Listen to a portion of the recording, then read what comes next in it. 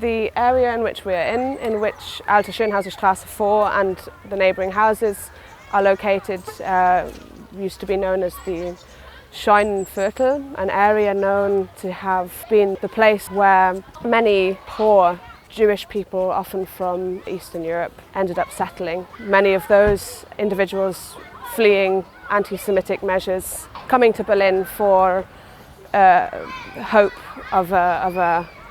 of less persecution. The building behind me, number 4, Alte Schönhauserstraße, was one of the buildings that we researched for the exhibition.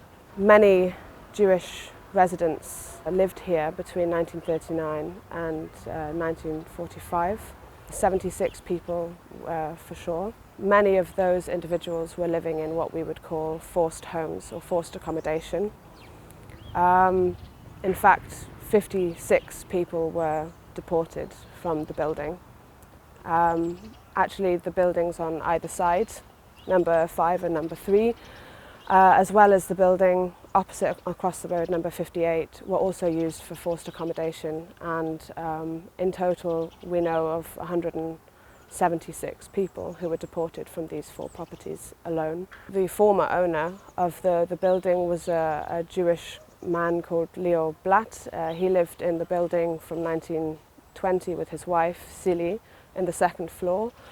But he was forced to sell the building, or forced to sell up in 1939 to a non-Jewish owner. He and his wife remained tenants in the building, which, as I say, was on the 2nd floor until their deportation to the Warsaw Ghetto in April of 1942. The important discoveries that we made researching the forced home system, anti-Semitic forced home system in Berlin, was that there were almost always non-Jewish residents in that building as well, in other apartments.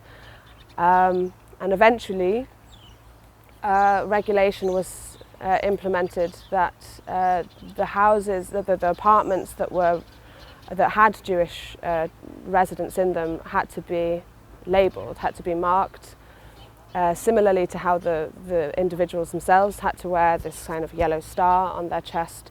The apartments had to have a white paper star, making sure that everybody in the building was aware that the people living in this particular building were Jewish. And the idea was obviously to make those Jewish people stand out, be more vulnerable, but also to try and isolate them further within a building which